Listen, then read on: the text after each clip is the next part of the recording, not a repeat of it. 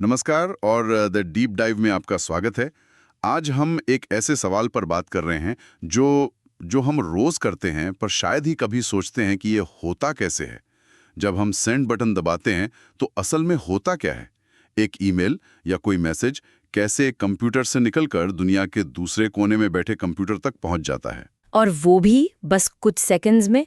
ये वाकई किसी जादू जैसा लगता है। बिल्कुल। तो हमारे पास जो स्रोत हैं वो हमें इसी जादू के पीछे की साइंस में ले जाते हैं, खासकर दो जरूरी नक्शों की मदद से, OSI और TCP/IP मॉडल।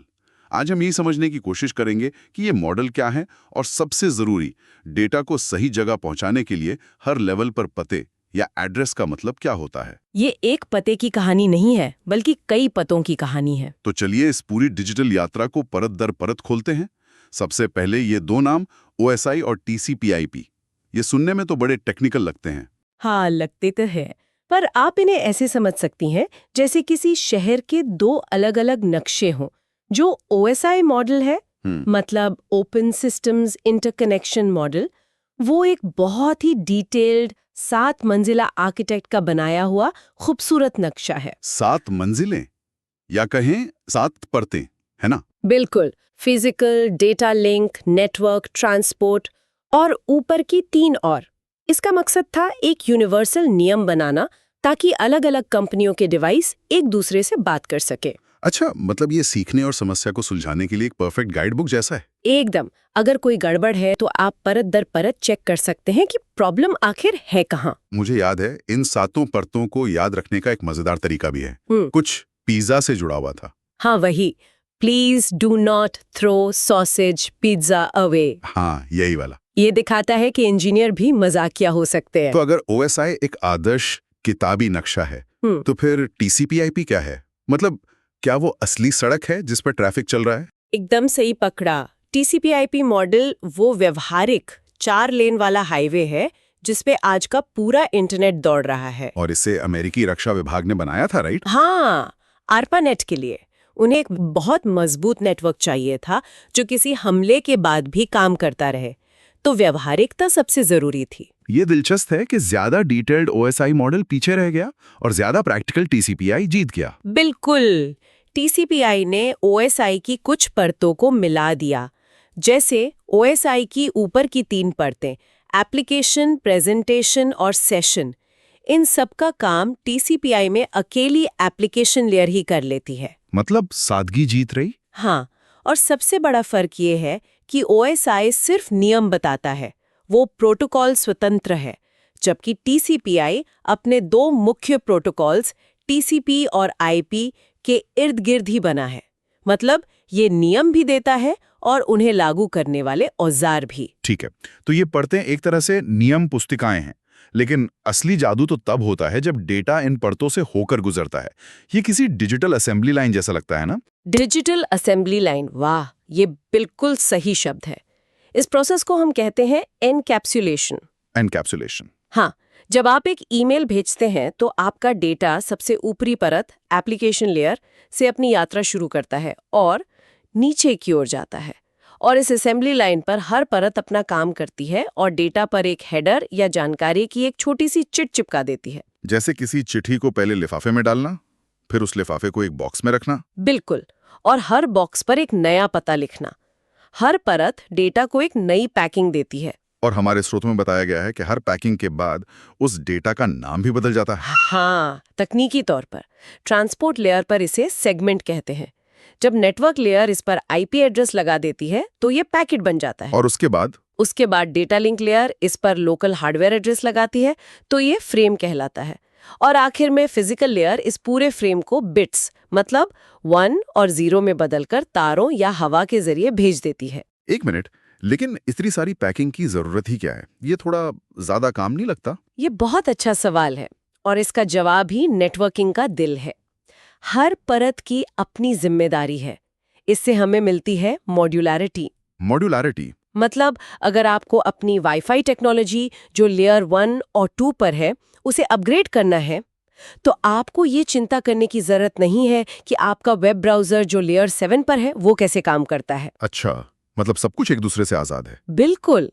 और इसका दूसरा बड़ा कारण है सुरक्षा। सुरक्षा वो कैसे, आज के जो फायरवॉल है वो इसी एनकैप्सुलेशन की वजह से काम कर पाते हैं। फायरवॉल नेटवर्क लेयर पर पैकेट का आईपी एड्रेस देखकर तय कर सकता है कि इसे ब्लॉक करना है या नहीं। या फिर वो ट्रांसपोर्ट लेयर पर पोर्ट नंबर देखकर ये तय कर सकता है कि कौन सी एप्लीकेशन को नेटवर्क इस्तेमाल करने की इजाजत देनी है। हर परत एक तरह की सुरक्षा जांच चौकी बन जाती है। अरे वाह, तो ये सिर्फ पैकिंग नहीं है, ये इंटेलिजेंट पैकिंग है।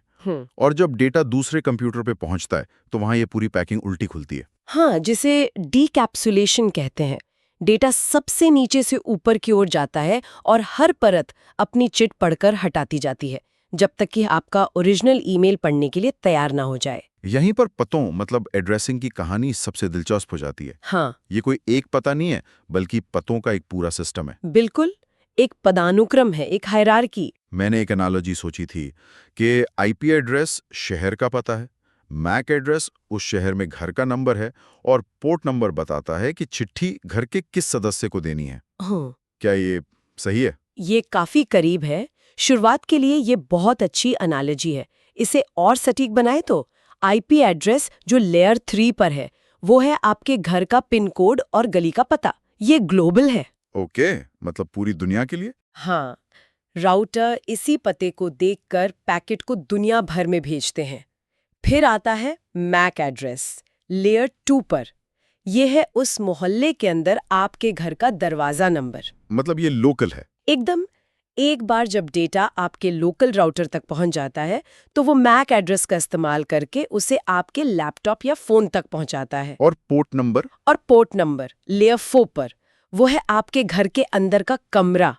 आईपी एड्रेस ने चिट्ठी को सही घर तक पहुंचा दिया, लेकिन घर के अंदर कोई वीडियो कॉल पर है, कोई गाने सुन रहा है। पोर्ट नंबर ये पक्का करता है कि चिट्ठी सही एप्लीकेशन तक पहुंचे। तो मतलब मेरा लैपटॉप जो अभी वाईफाई से जुड़ा है उसका एक मैक एड्रेस है जो कभी नहीं बदलता, और एक आईपी एड्रेस है जो राउटर ने उसे दिया है। बिल्कुल। मैक एड्रेस आपके डिवाइस के नेटवर्क कार्ड पर हार्डवेयर में जलाया हुआ एक स्थायी पता है, वो उसकी पहचान है, जबकि आईपी एड्रेस अक्सर डायनामिक होता है। रुकिए, अगर मेरा आईपी एड्रेस बदल सकता है तो नेटवर्क को कैसे पता चलता है कि डेटा मुझ तक ही भेजना है? घर का पता तो नहीं बदलता? बहुत अच्छा सवाल है। यहीं पर आईपी और मैक एड्रेस मिलकर काम करते हैं। जब कोई पैकेट आपके घर के नेटवर्क में आता है तो राउटर एक तरह से आवाज लगाता है। आवाज लगाता है? हाँ, तकनीकी भाषा में इसे ARP रिक्वेस्ट कहते हैं। वो पूछता है, इस आईपी एड्रेस वाला डिवाइस कौन है, मुझे अपना मैक एड्रेस बताओ।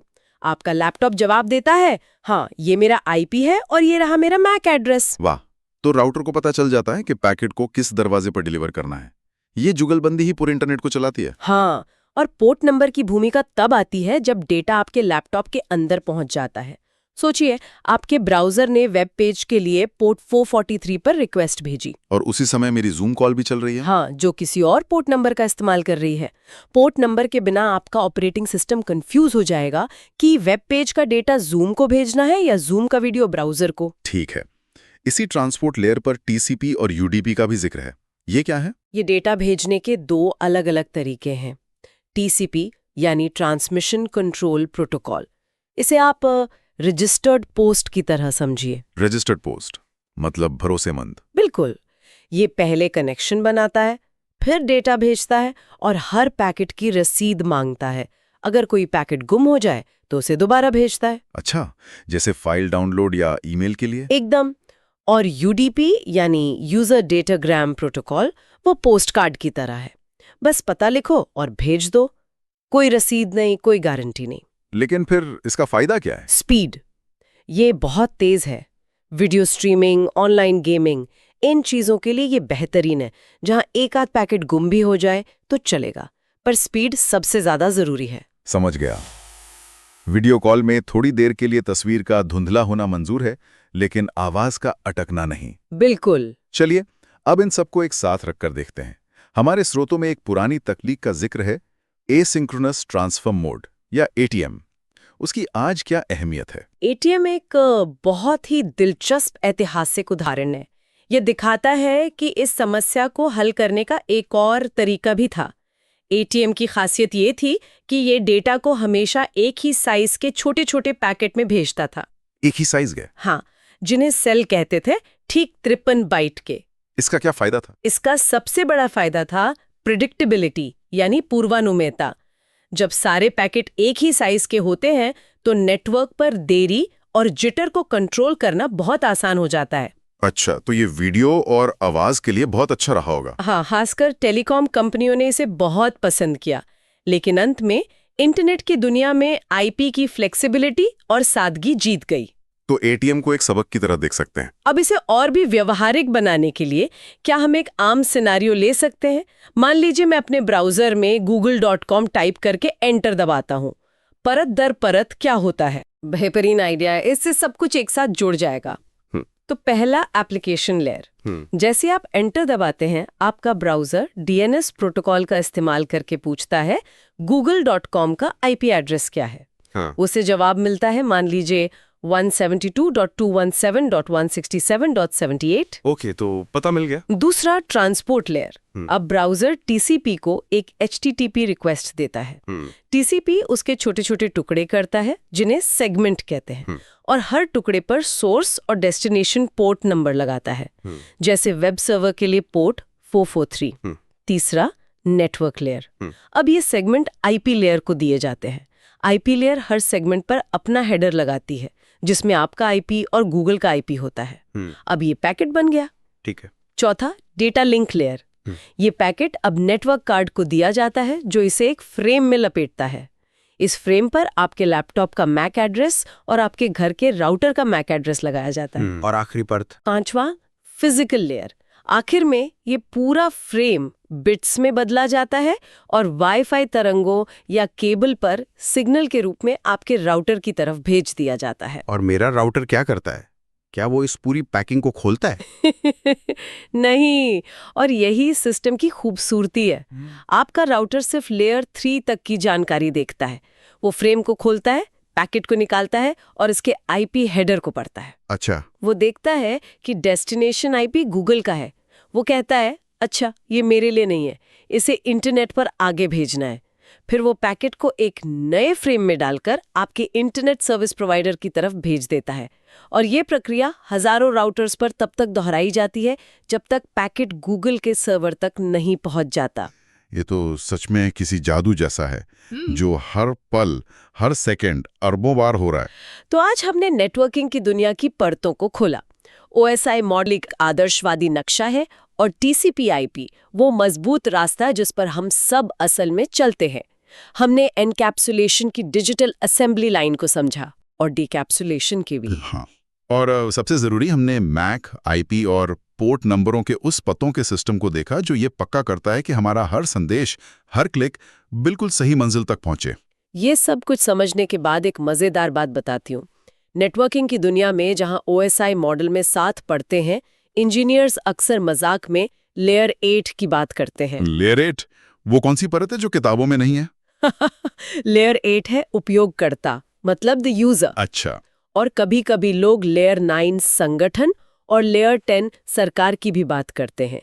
ये एक मजाकिया याद दिलाने का तरीका है कि तकनीक कितनी भी परफेक्ट क्यों ना हो, किसी भी सिस्टम में मानवीय परत ही अक्सर सबसे जटिल और समस्या का असली स्रोत होती है। मतलब असली चुनौती तो हमेशा हम इंसानी रहते हैं। बिल्कुल, तकनीक तो सिर्फ एक औजार है।